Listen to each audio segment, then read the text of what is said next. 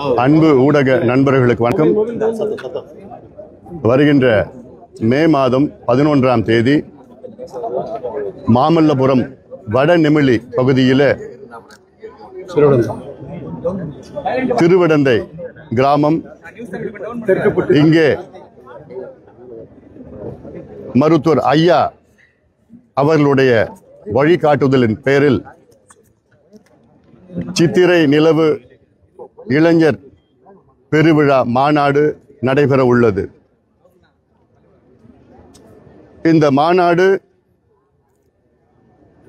இதில் தமிழ்நாட்டில் உள்ள அனைத்து தரப்பு மக்கள், பிறகு ஆந்திரா, கர்நாடகா உள்ள பின்தங்கிய சமுதாய மக்கள் எல்லாம் கலந்து கொள்ள இருக்கின்றார்கள்.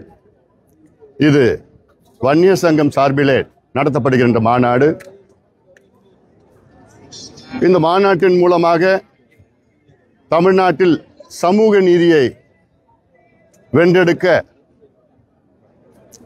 லட்சக்கணக்கான மக்கள் இங்கே கூட இருக்கின்றார்கள். இந்த மாநாட்டின் நோக்கம் தமிழ்நாட்டில் சமூக நீதியை நிலைநாட்டி ஜாதிவாரி மக்கள் தொகை கணக்கெடுப்பை நடத்தி 69 விழுக்காடு இடஒதுக்கீட்டை பாதுகாத்து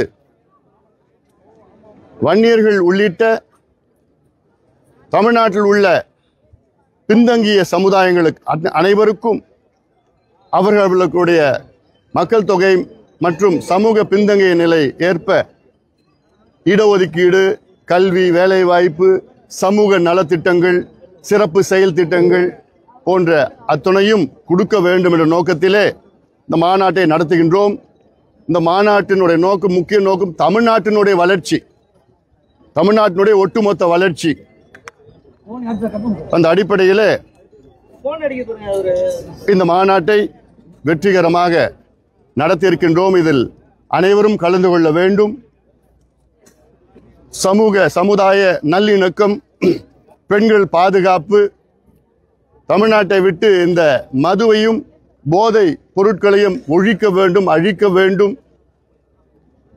அதே போன்று வட மாவட்டங்களில் தொடர்ந்து பின்தங்கிய நிலை இருக்கிறது. கடந்த 60-70 ஆண்டு காலமாக வட மாவட்டங்கள் கல்வியிலும், வேலைவாய்ப்பிலும், சுகாதாரத்திலும், தனி நபர் வருமானத்திலும், மனித வளர்ச்சி குறியீடுகளிலும் மிக மிக மிக மிக பின்தங்கிய நிலையில் இருக்கிறது. டாஸ்மாக் விற்பனையில் அதிக அளவில் வட மாவட்டங்கள் நடந்து கொண்டிருக்கிறது. தொழிற்சாலைகள் அந்த அளவுக்கு கிடையாது, வேலைவாய்ப்பு கிடையாது. குடிசைகள் உள்ள அதிக உள்ள பகுதி வட மாவட்ட பகுதிகள். இந்த பகுதிகளுக்கு சிறப்பு திட்டங்களை வழங்கி தமிழ்நாட்டை வளர்ச்சி அடைய தமிழக அரசை வலியுறுத்துகின்ற இந்த மாநாடு மருத்துவர் ஐயா அவருடைய கொள்கைக்கிணங்க இந்த மாநாடு நடைபெறும். இதில் அனைவரும் கலந்து கொண்டு சமூக நீதியை நிலைநாட்டுவோம். தெலுங்கானா, பீகார், கர்நாடகா, ஒரிசா, ஆந்திரா, ஜார்க்கண்ட் போன்ற மாநிலங்களில் ஜாதிவாரி கணக்கெடுப்பு நடத்தி அதற்கேற்ப இடஒதுக்கீடுகளை உயர்த்தியிருக்கின்றார்கள். இதுதான் உண்மையான சமூக நீதி.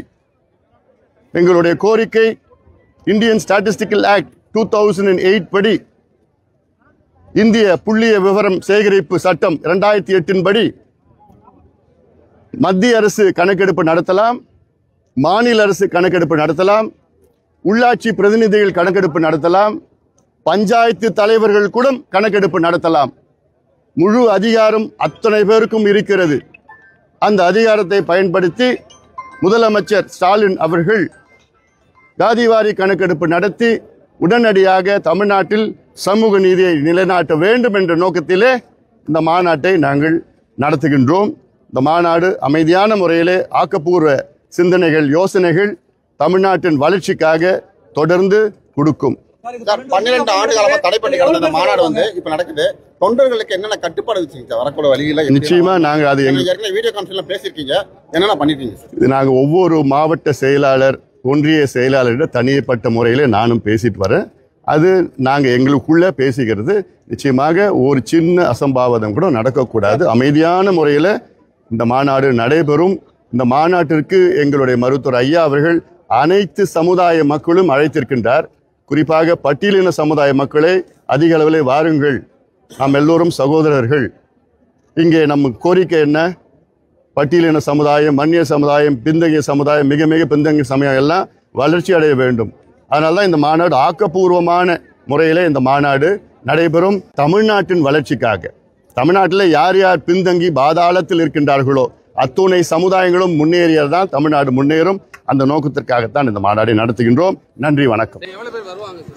அது தெரியல, அது வரும். நன்றிங்க. இந்த கேள்விக்கெல்லாம் நான் இன்னொரு கூட்டம் மாநாடு மட்டும்